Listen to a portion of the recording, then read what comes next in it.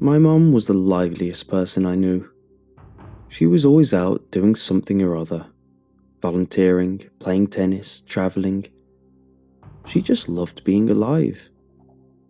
Maybe that's why she was so calm about the cancer diagnosis at first.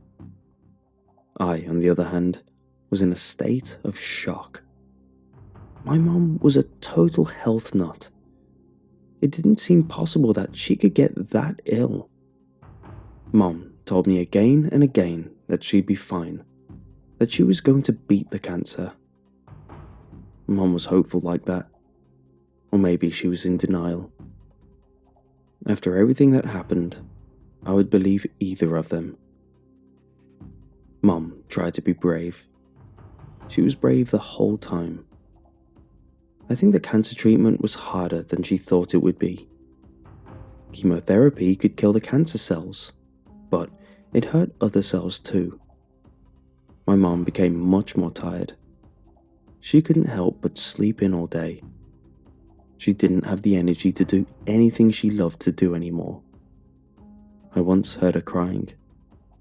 I peeked inside her room to see her sobbing, clumps of hair left on the pillow. It was a necessary hardship, but it didn't seem to be working. My mom's cancer spread, and that's when she found the website. I had come back from school and found Mom glued to her laptop in the kitchen. She was so enthralled in what she was reading, she didn't even notice me come in. "Mom?" I called. Mom was not the one to ignore people. She snapped her head up from the laptop and grinned. She looked happier than I'd seen her in months. "Oh, honey, I have great news," Mom said. "Really? The cancer is gone?" A spark of hope after all the suffering we had been going through. "No, but it will be soon." Mom turned the laptop towards me and pointed to the screen. She was on an odd-looking website. The title of it was proudly displayed in large font. "Cures are us." Under the title was a brief description. "Home of herbal remedies guaranteed to cure any ailment." The smile I had was wiped from my face. "Mom," I sighed, "that's not going to work." My mom shook her head. "Honey, you're wrong. I've been reading the website all day. It works." "And what works exactly?" She showed me the ingredients to some sort of health drink. I grimaced. "Come on, New Age stuff never cures anything." Now it was my mom's turn to frown. "Peyton, please, have a little faith. I mean, it can't be any worse than the chemo." There was a pleading tone to her voice. I realized this was, in her mind, the only way to get better without the painstaking treatments. I looked at my mom's thin frame, the bandana covering her bald scalp. I took a deep breath. "Okay, sure. Maybe I'm wrong." I still didn't believe, but it made my mom hopeful again. I couldn't take that away from her. Besides, what did we have to lose? It wasn't dangerous or anything, just a dumb health drink. If I knew then what I know now, I wouldn't have let her even look at that website again. Hindsight can be painful sometimes. Within a week, my mom started drinking it. It was brown and chunky. The drink looked more like vomit than the tea it was supposed to be. My mom didn't complain though. She drank it down every day. She even claimed it tasted good. Everything was fine at first. Then, I noticed how Mom would throw up a few hours after drinking the health drink. Sadly, it wasn't unusual for her to vomit anymore, given the cancer treatment. However, I realized that she would vomit every day a few hours after she finished the health drink like clockwork. I confronted her about it. "That's what it's supposed to do," my mom said, like it was the most obvious thing in the world. I just stared at her for a second. She looked at me like I was the one being weird. "Mom, you shouldn't drink stuff that makes you vomit," I said. "I don't think that's a difficult concept to grasp." She tisked and shook her head. "It purges the things that cause my cancer." My head nearly exploded from the sheer nonsense of that. "Are you kidding me? You know that's not how cancer works. Anyone over the age of 5 knows that's what the doctor said, and what have they done?" My mom suddenly yelled. "They've made me sicker." I flinched. Mom rarely yelled, and never with such intensity. My mom took some shuddering breaths. When she finally calmed down, she seemed to realize how concerned and shaken I was. She sighed, her face weary. "I know you want to help, baby, but you don't need to worry about it. The woman who runs Cures R Us really cares. Trust me."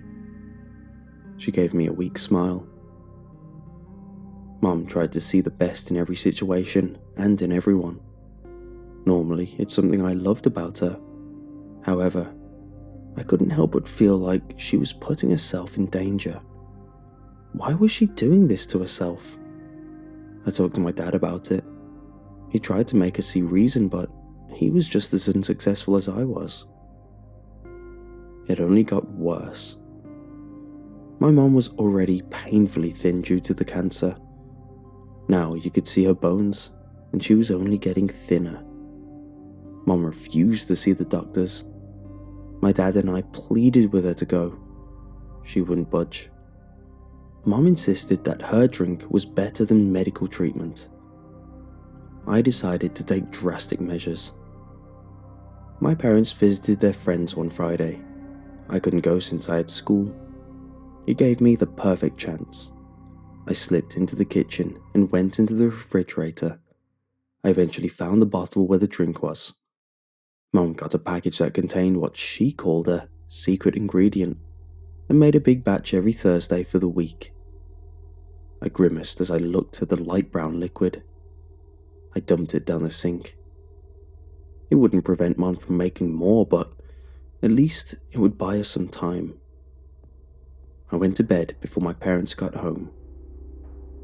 I woke the next morning to my mom standing in the doorway of my bedroom. I nearly jumped when I saw her.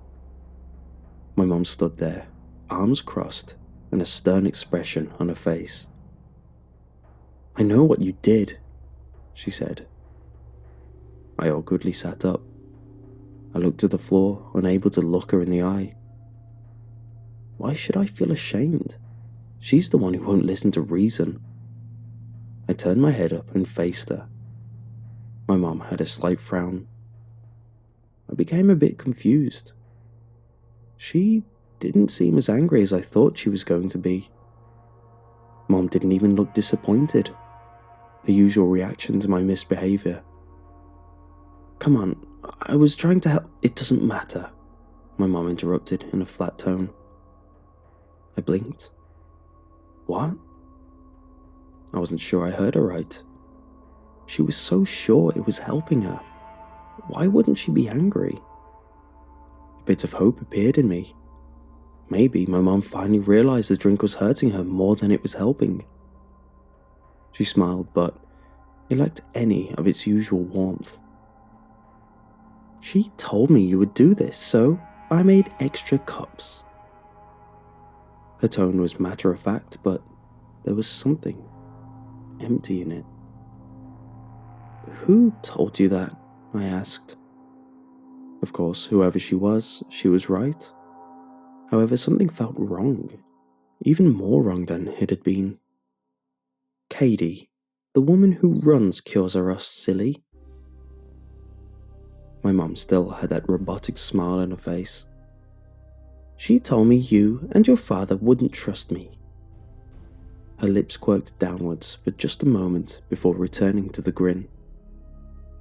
I didn't know what to say. When she put it that way, it made me and Dad look like the bad guys. Mom, I was only trying to help. My shoulders slumped. It's fine. I'm going to get better, my mum responded. I didn't like the look in her eyes. It was almost vacant. She left without another word. I stared out the door, half expecting her to come back. Something was wrong. I knew I needed to go straight to the source if I wanted to help my mum. I found the website easily enough. I looked into the recipe. The ingredients seemed fine, just a bunch of vegetables blended. Although it said to put in a frankly frightening amount of salt into it. It also refused to reveal what the, quote, secret ingredient was. I grew only more concerned when I saw what else the drink promised to cure or help with.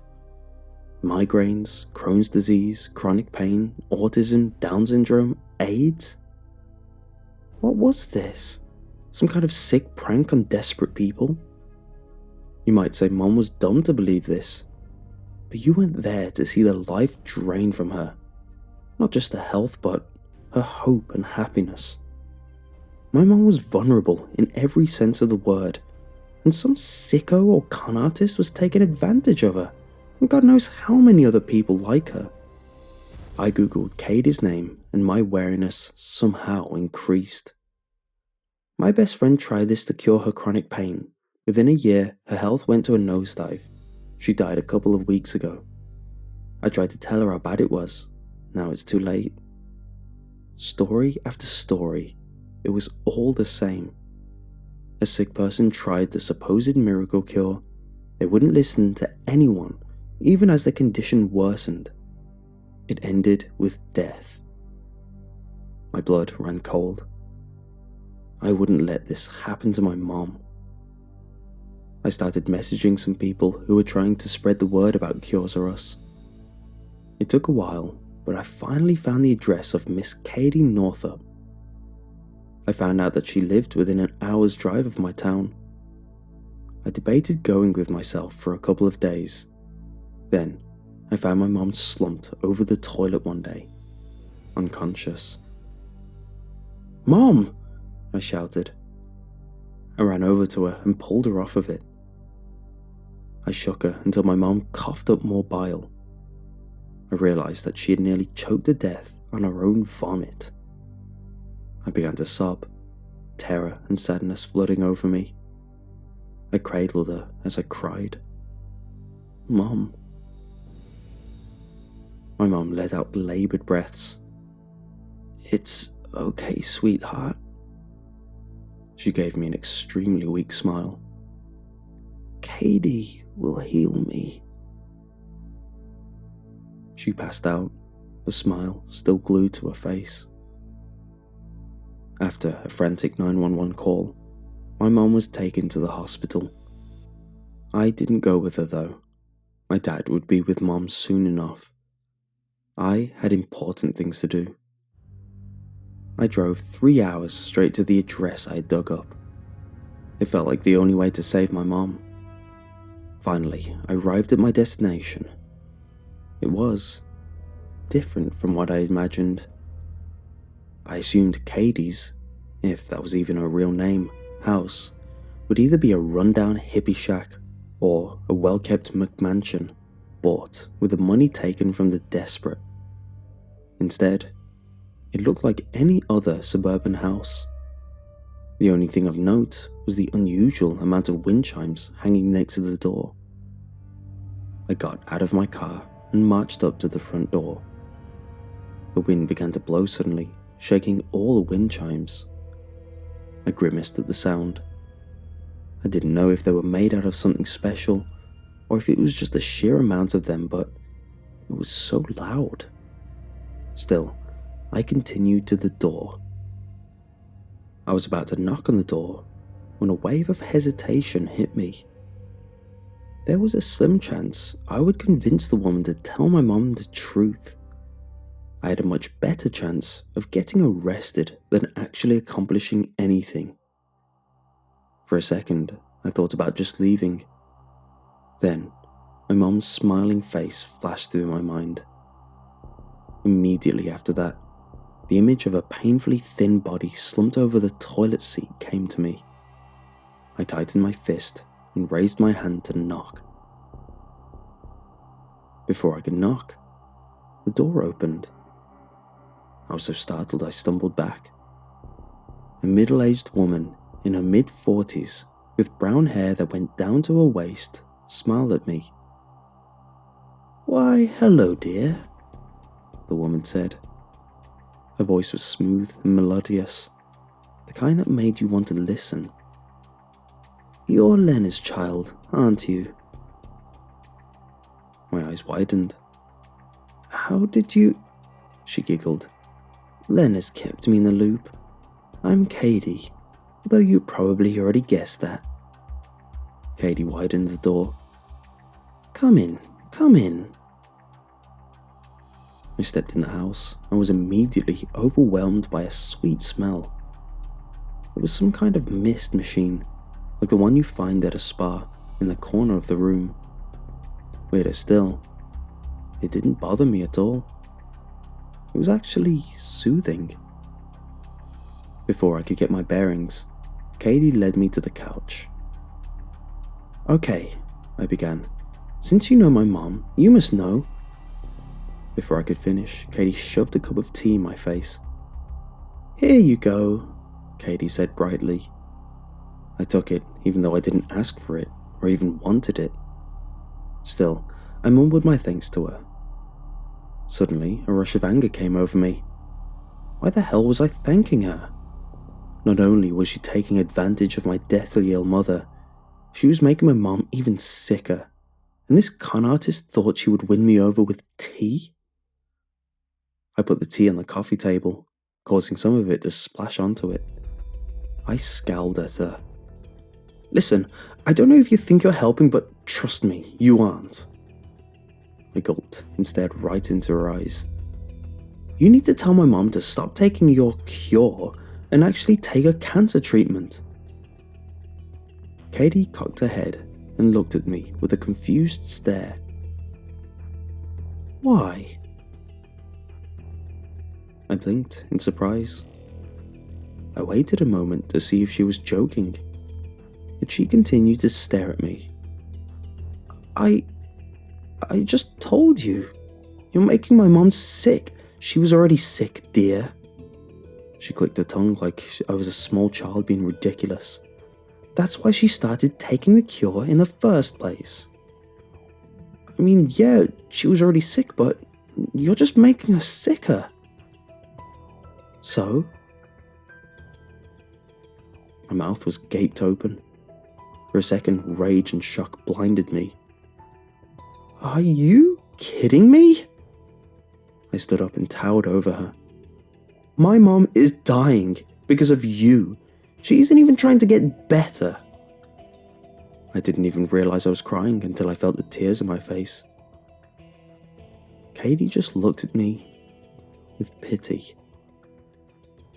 "Do you know when I started making my cures?" I was about to yell how I didn't care, but she just continued without my input. "It was a long time ago. An illness was taking lives left and right. I tried to help. I really did." She sighed. "But in the end, I just got sick myself. I managed to cook up a cure that saved myself, but not others." She grabbed my hand. I should have snatched it away, but something compelled me to let her. Sometimes it's better to give them hope, even if it's not true. I found myself nodding. Maybe she was right. Even with the cancer treatment, my mom wasn't guaranteed to get better. The feeling of the tea down my throat was comforting. Wait, I'm drinking the tea? I looked down to see the tea in my hand. I didn't remember picking it up or taking a sip. A bit of pain went through my head. Everything felt foggy. I looked at Katie. She could have been just another middle-aged woman, wrinkles and all, but her smile. At first, I found it comforting. However, I realized something.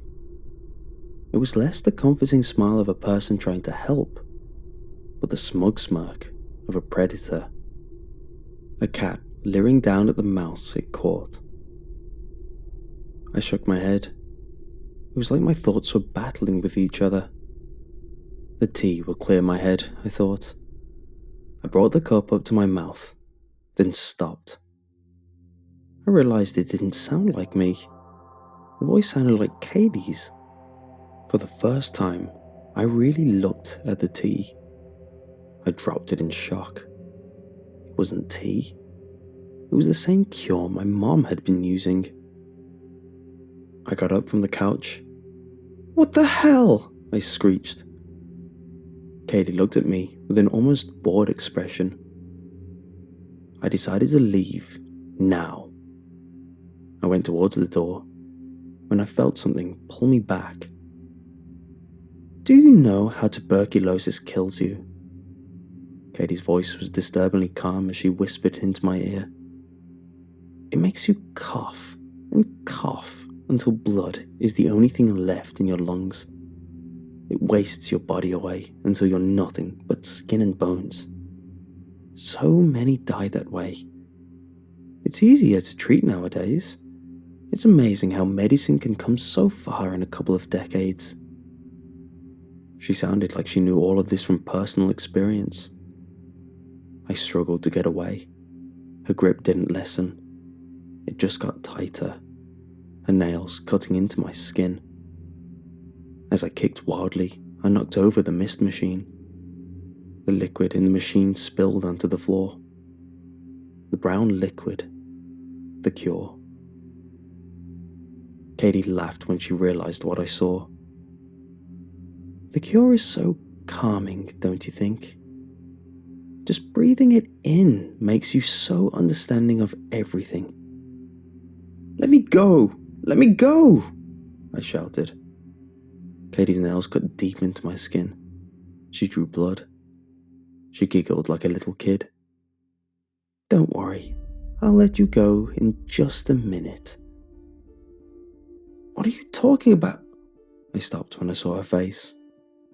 Katie's face was utterly blank. I tried desperately to get away, but that just drew more blood. Then it started. Cracks appeared at the top of Katie's forehead. They then went downwards, like her face was a broken mirror. Before I could react, a small part of her forehead fell off. As it fell, it turned from solid to dust. To my horror, I could see the red muscle tissue underneath her face before skin suddenly covered it again. The rest of her face began to fall off. I felt some of the dust fall onto me, warm and strangely slimy. I made one last attempt at an escape. This time, Katie let me go. I moved with so much force, I ended up running straight into a wall. I was stunned in many different ways. So much so, I couldn't even move for a second. I looked back at Katie. Her face was no longer that of a middle-aged woman. She appeared to be 20 years younger. She looked at me with amused eyes. "It's so nice meeting you." Her tone was completely casual. "But I think you should go back. Lena tells me your father is very emotional. He needs you right now." What are you talking about?" For a single moment, her eyes almost betrayed a bit of guilt.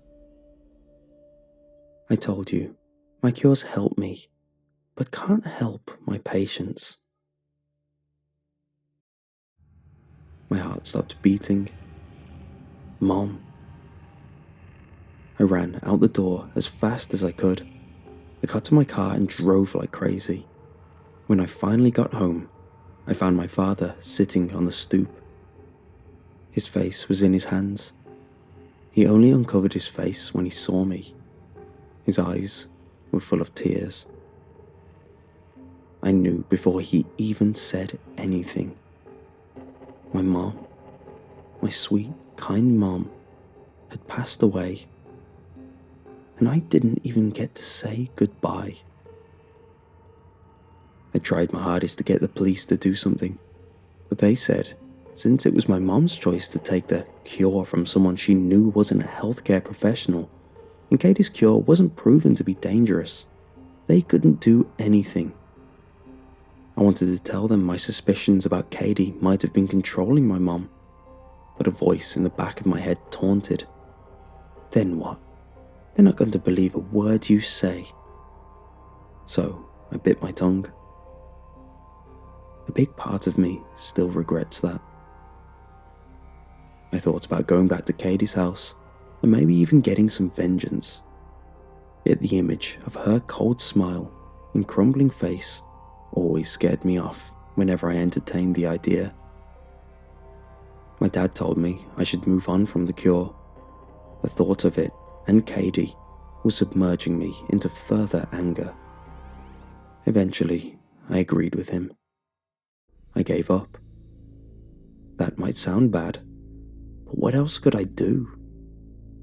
I buried all my anger and fear for 5 long years. Then, they all got brought out again. I was idly flipping through channels one lazy Sunday when something caught my attention. Talk hosts were announcing an internet health guru as a guest. Normal enough, right? Except for their eyes. There was just something about it that was unsettlingly familiar. The pair then proclaimed how they had become big fans of the guru's health drink. Then it hit me. Their eyes looked like my mom's during her final weeks. Seemingly happy but disturbingly vacant. That's when she came on out. I thought I was hallucinating. I hoped I was hallucinating. But no, there she was. Katie, the woman who tore my family apart, happily strolled onto the stage. She didn't look a day over 22. Katie looked straight into the camera, and I felt like she was somehow aware of me watching her. Her smile was friendly, but I could see what her eyes held. The cold, inhuman glint of a predator. "Hello, world," Katie began. "I would like to tell you about my humble little website, Cures Are Us.